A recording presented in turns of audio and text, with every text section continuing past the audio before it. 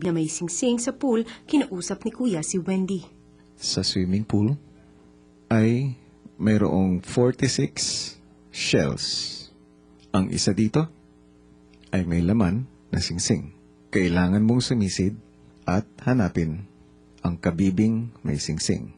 Habang nag-uusap ang mga housemates sa kwarto, muling tumungong activity area ang mga balikbahay para maghanda ng hapunan. Lamig niyan. Good luck, Wendy.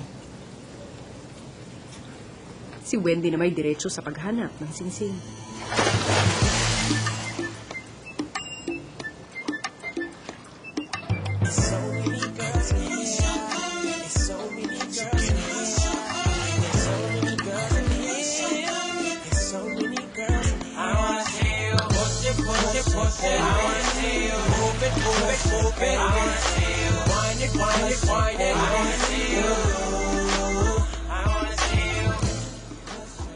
Ilang saglit ay nakita na rin ni Wendy ang singsing. I found it! Ano kaya magiging reaksyon ni Wendy kapag nalaman niya na inalay sa kanya ito ni Bruce? Kidding. Nang makabalik ang mga balikbahay sa secret room, lumabas naman sila Bruce sa garden para sa isang napakahalagang gawain. Hindi, huwag na. Ito na ako sa gilid. Baka may pumasok. Natin mo na malayan. Diyan ka na, diyan ka na.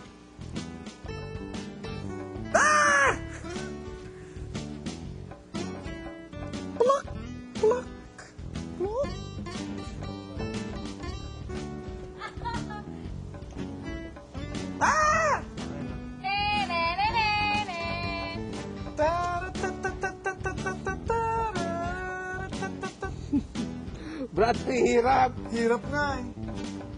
Hirap mag-shoot. Hindi.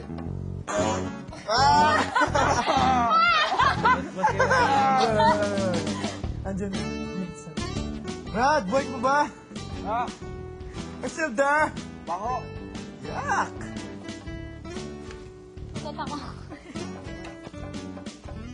Success? Basta hoy!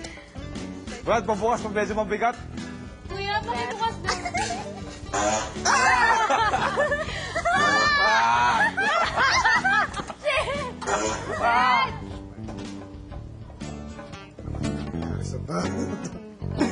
Super power. Jump na. Ano yan? Saisi, ano ka talaga? Pinitigil mo o pinapababa mo?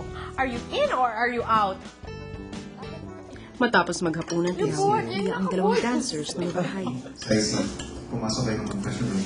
Dance number? Meron akong special task para sa inyong dalawa. Opo.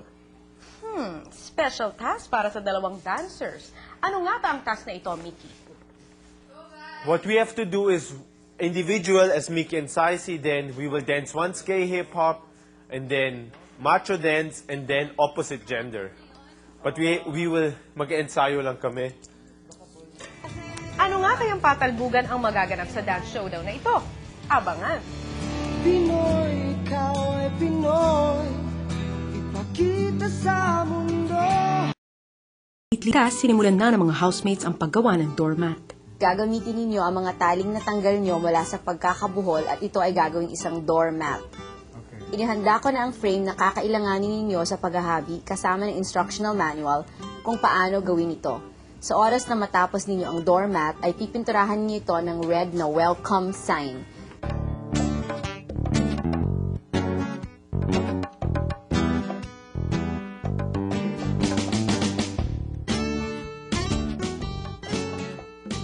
Ang kaibahan kasi ate netong pattern ni La Kuya sa pattern natin. Aside from yung square, yung ano nila, yung pako nila magkakalayo. Pansinin mo ate. Kaya kung makikita mo dun sa step 18, may form talaga siya. Na parang S, parang spaghetti, ano. Pero, pansinin nyo yung ano, pansinin nyo yung sa step 4. May in-skip silang mga pako. Kasi hindi sila tabi-tabi buuin. Hindi sila magkakasunod na ganun. Oo nga. Diba? So, ang gagawin natin, magkakatabi. Huwag kayong sumuko, housemates, dahil baka taggutom na naman kayo sa darating na linggo. Super, but I fun to the max. Sa pagtatapos ng gabi, muling kinausap ni Kuya si Wendy. Ano sa tingin mo ang dahilan kung bakit ko yan pinakuha sa'yo?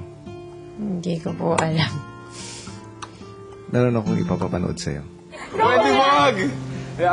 Kung nasaan ka man, honestly, galing sa puso ko, talagang gusto kong ialay sa'yo yung sing-sing na to.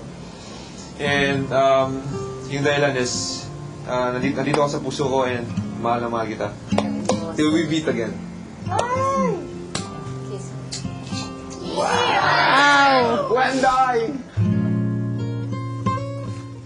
Ano ang masasabi mo, Wendy? Natutuwa po ako. Hindi kasha. Sabi ko na nga ba dito na sa maliit kasha. Kasi malaki yung dito. Ay, pag sa kabila. Ayun, sa kabila yata kasha. Kaiba. Yan. Ayun po. Thank you.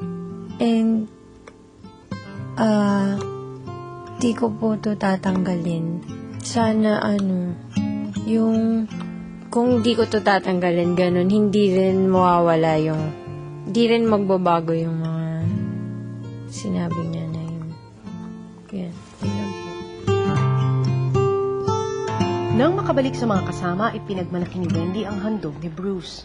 Engage ka na pag dito. Engage na kayo. Super engaged. Engaged siya, hindi nag-uusap. Kamusta naman? Pilita mo. Paano kaya nahulaan yung ng kamay ko? Laki-laki ng ganito ko. Must be destiny. One step closer na nga sina Bruce at Wendy sa isa't isa. Gusto mo ba silang magsamang muli sa loob ng bahay ni Kuya? O si Yasmin, Zik o Kian? Itodo nyo na ang inyong pagboto dahil bukas ay malalaman na natin kung sino sa dalawang balikbahay housemates ang muling papasok at maninirahan sa loob ng bahay ni Kuya. Live na live yan pagkatapos ng XXX. Samantala, iiwan ko muna sa inyo ang isang patikim ng indakan ni na Mickey at Saisi, kaya't huwag na huwag kayong bibitiw. Ako si Tony Gonzaga, nagpapasalamat sa Shapeswear at tayong lahat ay nakatutok pa rin sa pinakamalaki at nag-iisang teleserye ng totoong buhay. At ito ang Pinoy Big Brother Season 2.